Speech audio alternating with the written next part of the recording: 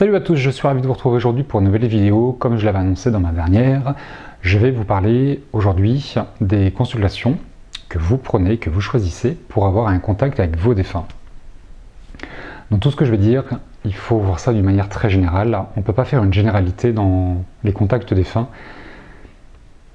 Il faudrait le faire au cas par cas. Un contact défunt dépend forcément du défunt, de vous et de nous les médiums. De ces trois personnes, on va dire. Et il y a énormément de paramètres à en prendre en compte. Et pour les défunts particulièrement, ce qu'il faut prendre en compte, c'est leur faculté, leur facilité, leur capacité à venir s'exprimer dans une consultation. Et tout va dépendre de leur vie, des circonstances du décès, des conditions de leur fin de vie, de là où ils se trouvent en fonction de leur niveau de conscience, de l'évolution de leur âme. Je vous rappelle que l'enfer et le paradis n'existent pas. Ce sont des plans de conscience qui sont plus ou moins élevés et que tout dépend de la manière dont ils sont partis, mais surtout de leur niveau de conscience. Donc autant de paramètres à prendre en compte sur eux, sur nous, sur vous, parce que vous êtes extrêmement important dans la consultation, parce que vous allez déterminer la manière dont ça va se passer. Bien sûr, vous allez influer, sans vous en rendre compte, inconsciemment, sur le contact avec le défunt. Donc tout ce que je veux dire, il faut le voir de manière générale, tout est possible, il n'y a pas de règle. À la question quand est-ce qu'on peut prendre rendez-vous pour un contact défunt, il n'y a pas de règle. Au bout de 48 heures, au bout de 48 mois, au bout de 48 ans, c'est quand vous en avez envie, quand vous en avez besoin, et quand vous arrivez à prendre rendez-vous. Pour tous ceux qui n'arrivaient pas à prendre rendez-vous avec un médium, n'insistez pas, vous n'avez pas trouvé la bonne personne, ou c'est pas le moment. C'est évident. En tout cas pour moi. Du coup, il n'y a pas de règle. Il faut oublier les fausses croyances, les vieilles croyances qui sont véhiculées par toutes les religions. Il ne faut pas parler aux morts, ça porte malheur, il faut les laisser tranquilles, c'est Satan, et ceci et cela. Pour moi, ce sont que des vieilles croyances qui sont véhiculées par toutes les religions, quelles qu'elles soient. Oubliez ça, il n'y a pas de règle. Pensez vraiment qu'un défunt, si on le dérange, il va venir. Moi, quand vous me contactez, si vous me dérangez, je ne vous réponds pas. Vous, quand on vous contacte et qu'on dérange, vous répondez, vous y allez, qu'est-ce que vous faites? Alors parfois on se force, hein. Ouais. De l'autre côté, je vous rassure, on ne se force pas. Le défunt, si on le gêne, il ne viendra pas. C'est la magie de la médiumnité, on ne peut pas déranger un défunt. Non, c'est pas possible. Fausse croyance. Les défunts, dans tout ce qu'ils ont à vivre de l'autre côté, ils n'ont qu'un seul but pour vous, c'est que vous alliez bien. Et de vous aider à faire votre deuil. Donc si le fait de venir dans une consultation peut vous aider à faire votre deuil, ils viendront. Ils vous diront les mots que vous devez entendre. Ils vous montreront leur présence dans l'au-delà, la vie après la vie. Ils vont se manifester. Je ne peux pas garantir, en tout cas moi personnellement, je ne garantis pas les contacts défunts parce que ça ne dépend pas de moi, ça ne dépend pas de vous, ça dépend d'eux. Parfois ils ne sont pas disponibles parce qu'ils sont occupés. Tout comme nous sur Terre, parfois on est occupé, on ne répond pas au téléphone, vous nous laissez un message. On se laisse des messages, eux c'est la même chose. Quand ils ne sont pas disponibles, on laisse un message et ils répondent quand ils le peuvent. Ils ont une vie qui continue de l'autre côté. Et tant mieux pour eux. Heureusement qu'ils ne soient pas toujours disponibles à attendre qu'on les contacte, quand même. C'est bien qu'ils soient occupés. Donc entendez, en tout cas moi je ne le garantis pas, ça ne dépend pas de moi, ça dépend d'eux. Moi je garantis uniquement ce qui dépend de moi, ce qui dépend des autres, je ne le garantis pas. Il est rare quand même, à titre personnel, j'ai rarement, lorsque vous prenez rendez-vous avec un défunt, en règle générale, il se présente. Il est très rare qu'il ne vienne pas. Ça m'est arrivé, mais c'est très rare. Et ça ne dépend pas du délai entre leur décès et le contact. Ça dépend d'eux. De leur disponibilité, de leur faculté. Il faut savoir que vous faites appel à nous, vous nous choisissez parce que vous nous avez vus sur YouTube, sur un moteur de recherche, parce qu'on vous a parlé de nous, peu importe. Mais c'est pas vous qui nous choisissez, c'est le défunt. C'est eux qui vous mènent vers nous. C'est toujours comme ça. Eux nous choisissent et vous conduisent vers nous, quelle que soit la manière dont vous avez trouvé. Du coup, ce rendez-vous, tout comme dans une précédente vidéo où j'explique que ce n'est pas le consultant qui décide de prendre rendez-vous, mais que c'est le guide qui détermine le moment, dans le contact défunt, c'est pas vous qui déterminez le moment, c'est encore moins nous. C'est pas à nous de vous dire venez nous voir. Le défunt qui crée le moment d'une manière qui leur appartient. Donc à cette question, quand vous prenez rendez-vous, Quand vous en avez envie et quand c'est possible, le plus simplement possible. À la grande question aussi que vous allez vous poser, est-ce qu'ils vont bien? Est-ce que mon papa est toujours en train de veiller sur moi? Est-ce que maman m'aime toujours? Est-ce qu'il pense à moi? Pensez vraiment que l'un de vos proches, quelqu'un qui vous aimait autant qu'un papa, une maman, une femme, un mari ou un enfant, une fois de l'autre côté, ne va plus penser à vous. Il n'a plus jouer ce même rôle, bienveillant et protecteur. Pensez vraiment qu'ils sont comme ça? Non, bien au contraire. La mort n'arrête rien, elle estompe, elle effiloche, elle transforme, elle modifie les relations qu'on a ensemble. Mais eux, ils ne changent pas. Leur rôle ne change jamais. Donc votre papa sera toujours votre papa, il sera toujours présent auprès de vous, votre papa, votre conjoint, vos amis, peu importe. Ils seront toujours présents. Mais pas tout le temps. Toujours dans le temps, mais pas toujours présents 24 heures sur 24. Rappelez-vous, ils ont une vie qui continue de l'autre côté. Et heureusement pour eux. Et je vous rappelle, chers amis, le propre de la mort, c'est de créer une absence, un vide dans votre vie, de vous priver d'une personne que vous aimez.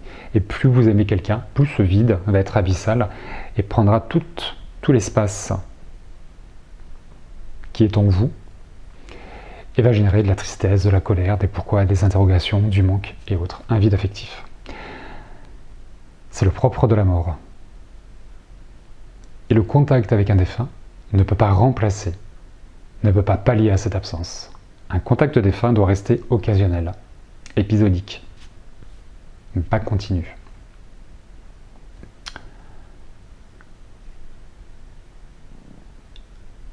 C'est ça le deuil. Je souffre parce que je ne peux plus être avec les personnes que j'aime. Donc le contact va vous montrer qu'ils sont vivants, de l'autre côté, que la vie elle perdure d'une manière différente et que vous les retrouverez. Et à partir du moment où on a pris conscience qu'il existe quelque chose de l'autre côté et qu'on retrouvera les personnes qu'on aime, on est juste séparés pour un laps de temps plus ou moins long. Mais déjà rien que ça fait du bien. Maintenant il y aura un manque et c'est là où le travail de deuil va commencer. Le temps est et sera toujours votre meilleur allié. C'est le temps qui nous permet de cicatriser physiquement. Même si on a une opération, qu'on met un pansement, qu'on a le remède qu'il faut que ça agisse, c'est le temps qui va agir et qui va cicatriser. Le deuil c'est la même chose, c'est une blessure émotionnelle, votre cœur souffre et c'est le temps qui va venir cicatriser les choses. Donc prenez le temps. Rappelez-vous, le temps est et sera toujours votre meilleur allié dans ce processus de guérison qui s'appelle le deuil.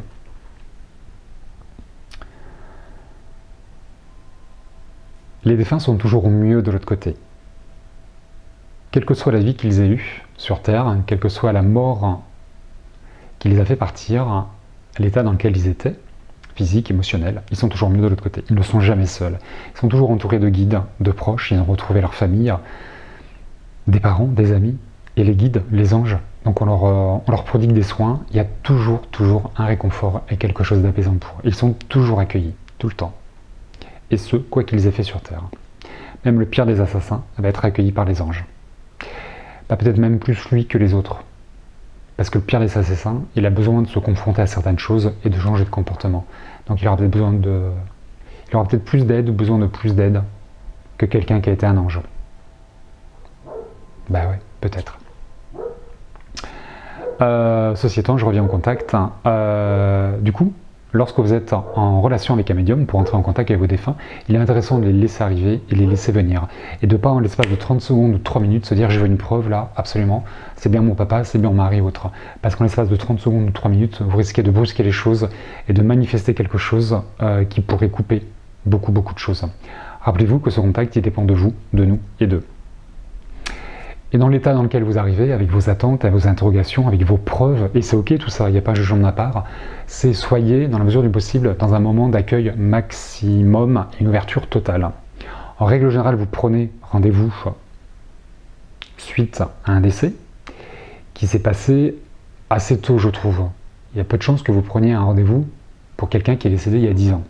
C'est toujours il y a quelques mois, voire un an ou deux. Donc il y a encore ce processus de deuil qui n'est pas terminé, cette guérison qui n'est pas terminée. Et il y a un besoin de validation, il y a un besoin de les entendre, il y a un besoin de ressentir plein de choses. Et vous avez besoin de preuves, et c'est ok ça. Maintenant vous avez 1 heure. En règle générale, une consultation c'est 1 heure. Vous avez 1 heure pour comprendre toutes ces choses, et c'est pas en 30 secondes. Il y a quelqu'un qui a laissé un commentaire sous la dernière vidéo, je pense que la personne va se reconnaître parce que j'en ai eu qu'un commentaire comme ça. Et la personne disait, moi je veux des preuves, je veux des preuves, je veux des preuves, je veux des preuves, je veux des preuves, je veux des preuves. Ouais, bah, je suis désolé, mais c'est tout sauf l'attitude ou la meilleure attitude qu'il faut avoir. Plus vous souhaitez des preuves, moins vous allez les voir. C'est pas moins vous en aurez, c'est moins vous les verrez. À trop vouloir de preuves, ça passe pas, parce que là il y a un manque de confiance en vous, en le médium, un manque de foi. Et ça, c'est quelque chose de très intime, de très personnel. Et les preuves, vous en aurez plein. Encore faut-il les voir et porter votre attention sur ce qui est dit, sur ce qui est manifesté, et pas sur ce que vous attendez. Parce que les preuves que vous attendez ne seront pas forcément celles qui seront en capacité de vous donner, et celles que nous serons en mesure de recevoir. Là aussi, n'oubliez pas qu'on est trois à créer une constellation, et que les trois sont reliés. Donc tout dépend de nous, de vous et d'eux. Donc petit conseil que je vous donne, soyez dans une posture d'accueil maximum, pas d'attente, des preuves, vous en aurez, ça c'est sûr, et vous en avez besoin. Moi je me prête très volontiers au jeu du test, et je vous en parle tout à l'heure du test, pour avoir ces preuves justement. Maintenant ça passe ou ça casse, et c'est ok. Prenez le temps, et vous verrez qu'il y a toujours, dans la manière dont ils arrivent, moi je les laisse toujours arriver, ce qui peut prendre quelques secondes, voire 2-3 minutes, ils vont se positionner, ils vont se nommer, ils vont se décrire, ils vont décrire le moment de leur départ, leur fin de vie. Ils vont vous dire directement des choses. Ça dépend de plein de choses. De leur capacité. Ils peuvent vous parler de ce qu'ils font de l'autre côté. Donc ce qui est intéressant, c'est qu'on réponde à vos questions, mais c'est aussi de les écouter, d'entendre ce qu'ils ont à vous dire, qu'ils décrivent là où ils sont, ce qu'ils vivent. Et je trouve ça hyper enrichissant, qu'ils vous expliquent par quoi ils sont passés, qu'est-ce qu'ils ont ressenti. Ça va quelque part, vous préparez-vous pour votre départ, parce qu'on va se leurrer, tôt ou tard, on va passer de l'autre côté, on y passera tous, hein. Ça c'est une vérité, on est là sur Terre, on arrive et on va partir. Donc dans ce départ, qui sera tous différent, que nous vivrons tous différemment, pardon, c'est intéressant d'avoir des conseils d'amis, de se dire tiens, voilà comment j'ai vécu les choses. Ça prépare. Donc c'est intéressant, et je trouve ça super enrichissant de les écouter. Lorsqu'ils viennent comme ça dans une consultation, c'est pas qu'ils reviennent sur Terre, mais ils se réapproprient certaines choses, vibratoirement, énergétiquement, ils reviennent sur un plan terrestre qui peut réactiver certaines mémoires sensorielles, corporelles, qui leur donnent l'impression d'être à nouveau sur Terre et qui pourraient déclencher de la souffrance ou des émotions basses comme la colère ou la culpabilité ou la honte sur les parcours de vie. Et c'est pour ça que parfois c'est compliqué pour eux. Et je peux vous assurer que lorsqu'on est de l'autre côté, on n'a pas vraiment envie de revenir sur Terre. Puisqu'on est de l'autre côté, pourquoi revenir sur Terre? Maintenant, ils reviennent volontiers, avec grand plaisir pour vous réconforter, pour vous apaiser, pour vous retrouver, pour vous envoyer un maximum d'amour, un maximum de preuves, un maximum de messages, pour que vous compreniez qu'un jour, vous vous reverrez. Parce que c'est ça. Et ça, c'est une réalité, en tout cas pour moi. Sur Terre, des fois, on a du mal à se comprendre. Moi, quand je fais des vidéos, des fois, vous entendez des choses que je ne dis pas, et des fois, vous n'entendez pas ce que je dis. Et dans la vie courante, hein, tout le monde, hein, c'est vous avec vos collègues, vous avec vos patrons, c'est des fois, mais il est con celui-là, il comprend rien. Bah ouais. Bah nous, c'est pareil. Des fois, ils nous parlent et on ne comprend pas. Parce que ça grésille. On capte mal, dans notre jargon, ça on capte mal. Rappelez-vous, ils ont des difficultés à s'exprimer, on a des difficultés à les entendre, à les comprendre. Tout comme sur Terre, on a des difficultés. Ces difficultés, c'est là aussi, c'est très général, il y a pas de, c'est très aléatoire. Je ne peux pas tout répertorier, ça dépend vraiment d'eux. Donc il y a ce côté où on capte mal, parce qu'on va entendre un mot sur deux, il y aura des grésillements, et des fois c'est pas très clair. Il y a des choses qui sont compliquées à décrire. Une émotion, comment retranscrire une émotion ou un état d'être? Un état de bien-être, un état de mal-être, suivant ce qu'ils essayent de faire passer comme message. Le mal-être qu'ils avaient quand ils étaient malades, en fin de vie. Le mal-être qu'ils ont aujourd'hui à revenir dans la consultation, parce qu'ils vous sentent triste, pas parce qu'ils sont mal, mais ils sont malheureux, parce qu'ils vous voient malheureux. Parce que là aussi, il ne faut pas se leurrer. Hein. Dans ces fausses croyances, on retient les défunts, on les empêche d'avancer. On n'a pas ce pouvoir. Par contre, l'interaction qu'on a, c'est dans notre tristesse, on est tellement malheureux qu'on les retient. Bah ouais. Ramenez ça sur Terre. Vous êtes en visite, votre papa vient vous visiter, votre papa que vous aimez vraiment, beaucoup, terriblement. Vous n'avez pas vu depuis très longtemps, il vient vous voir sur Terre. Et avant de repartir avec sa petite voiture, votre papa, vous vous mettez en pleurs, parce que vous savez que vous n'allez pas le revoir avant très longtemps. Ou votre maman, ou votre ami, ou votre chéri. Il part en déplacement, je ne l'aurai pas avant un an. C'est cruel. Et là, vous vous mettez à pleurer. Bah, il partira pas. il va attendre, il va vous dire des mots pour vous réconforter avant de partir. Bah là, c'est la même chose. Avant de passer de l'autre côté, avant de partir, avant d'évoluer, ils vont vous rassurer, ils vont passer du temps. Mais on n'a pas ce pouvoir de les ramener sur Terre. Fausse croyance, je trouve.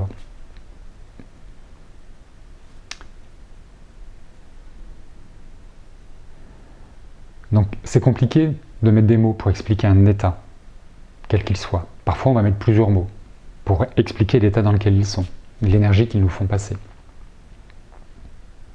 Et parfois ils vont dire des choses qu'on ne va pas entendre et des choses qu'on ne va pas voir.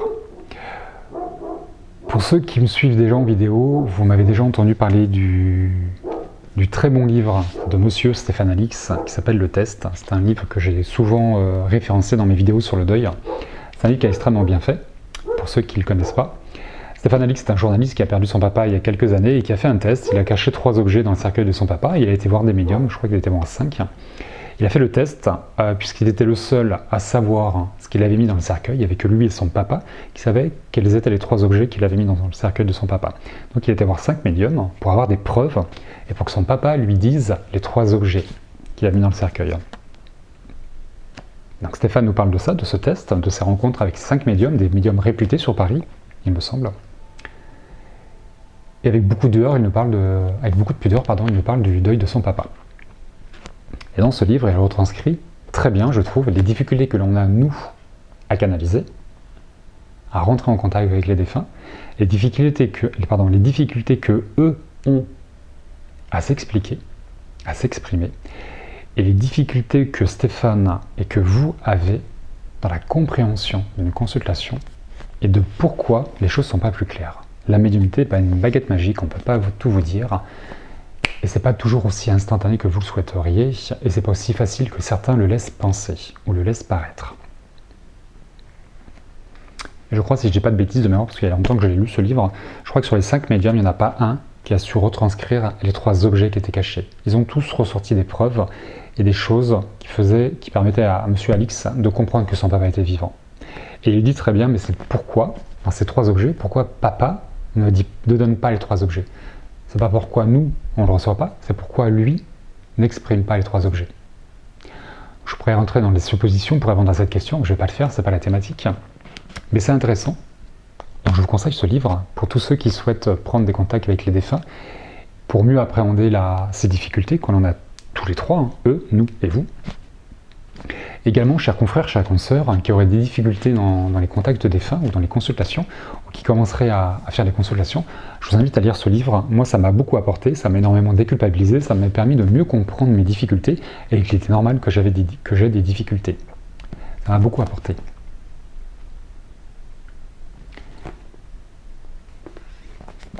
Pour vous faire comprendre aussi différemment, je vais vous parler d'un film qu'on a tous vu au moins une 20aine de fois, pour pas dire 100 fois. Ghost. On est d'accord, tout le monde l'a vu plusieurs fois.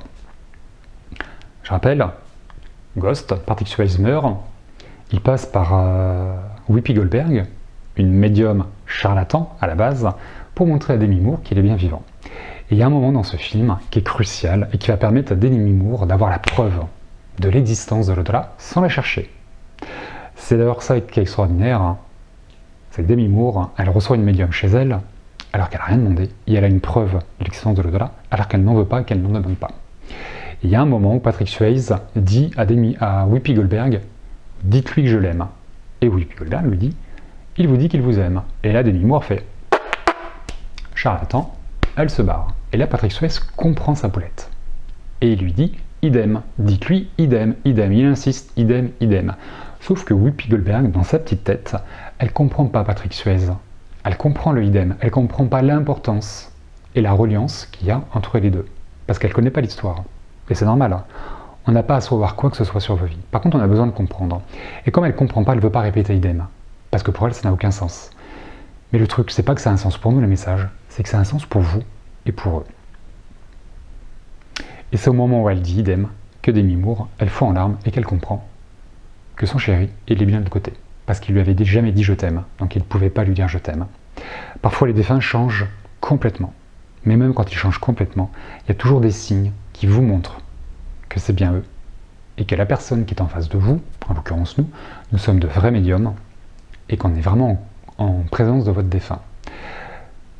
Par le descriptif que l'on va faire d'eux, dans leur caractère, le physique, les circonstances de la mort, ce qu'ils aimaient faire, leur métier, ce qu'ils vont vous dire, il y a des mots que personne ne sait, sauf vous, dans les mots qu'ils vous appelaient, dans ce que vous avez pu laisser dans le cercueil, vous êtes nombreux à mettre des trucs dans le cercueil, dans vos habitudes à tous les deux, il y a toujours quelque chose. Maintenant, plus vous voudrez de preuves, et moins vous les verrez. J'en suis intimement convaincu. En règle générale, systématiquement, en 1 heure, vous en avez plusieurs des preuves. Maintenant, plus c'est précis, et moins ça passera. Parce que là aussi, il y a un manque de foi. Et que le deuil, c'est un parcours de foi. Pour être sûr de la retrouver de l'autre côté.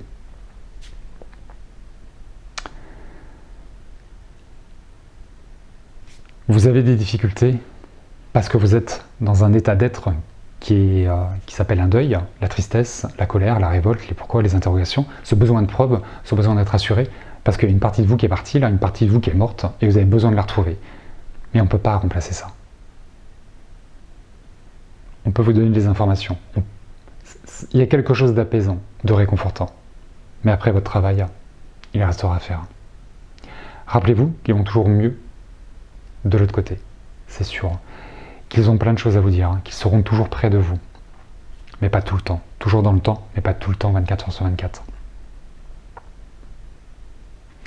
Et que la seule chose qui vous permettra de vous relier à eux, c'est l'amour. C'est pas la colère, c'est pas la tristesse, c'est pas les pleurs, c'est pas la révolte, c'est pas les pourquoi, c'est l'amour qui est en vous pour eux.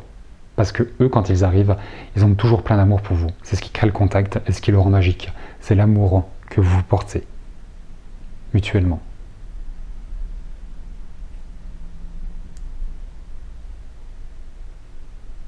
Donc branchez-vous sur l'amour que vous leur portez, et pas sur d'autres énergies. Ça vous aidera à être dans une posture d'accueil et à laisser les preuves venir. N'exigez rien. Mais ça, c'est perso.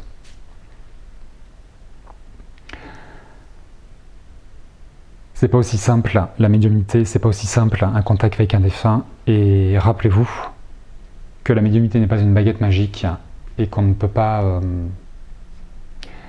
Il y a quelque chose que vous êtes en train de dépasser dans ce que vous vivez dans cette étape de vie. Et la consultation, elle va vous aider à dépasser ça. Au-delà d'avoir des preuves de l'au-delà, des preuves qu'ils sont vivants et que vous les retrouverez, vous avez un travail qui est en train de se faire. Et la consultation, elle va venir appuyer là. Il n'y a pas 2 consultations qui sont pareilles. Je ne peux pas faire une généralité de tout ce que je dis. C'est vraiment en cas par cas. Voilà, j'espère que ces quelques explications, ces 2 vidéos sur les guides de lumière, sur les contacts de défunts, vous permettront de mieux comprendre quelle est notre posture à nous les médiums, nos difficultés, comment on prend rendez-vous, pourquoi, comment ça se passe, pourquoi ça n'arrive pas, pourquoi plein de choses. Parce que je pense que c'est notre rôle en tant que médium de vous expliquer comment ça se passe et ce qu'on peut vous apporter. Je profite de cette vidéo pour vous parler également de mon livre « Je ne suis pas tout seul dans ma tête », un livre autobiographique où je retrace mon parcours de médium, où j'ai retrouvé ma grand-mère défunte, où j'ai découvert que j'étais médium depuis tout petit, mais que je ne le savais pas. Quand j'ai cru devenir fou, mon éveil spirituel, la nuit noire de l'âme, beaucoup d'amour aussi dans ce bouquin. Et surtout, je vous en parle pour vous pour vous informer que je serai présent les 9 et 10 octobre au Salon du Livre organisé par les magasins Cultura à Saint-Doulchard à côté de Bourges. Les 9 et 10 octobre, Saint-Doulchard à côté de Bourges, organisé par le magasin Cultura le samedi 9 et le dimanche 10 octobre. Je vous présente mon livre, séance de dédicace pendant ces 2 jours, également l'oracle, message de votre flamme jumelle. Séance de dédicace, et on m'a proposé de faire une conférence sur la médiumnité le dimanche de 16h à 17h, mais je vous ferai une autre vidéo pour vous donner tous les détails sur la venue, l'accès, entrée gratuite, tout ce qu'il faut. Je vous fais une autre vidéo plus tard. Voilà. Je vous remercie de m'avoir écouté. J'espère que ces informations vous permettront de mieux appréhender ce que c'est qu'une consultation et ce qu'elle peut vous apporter ou pas. Voilà, je vous remercie de m'avoir écouté, je vous embrasse bien fort. Je vous dis à très bientôt pour une prochaine vidéo et d'ici là, prenez soin de vous.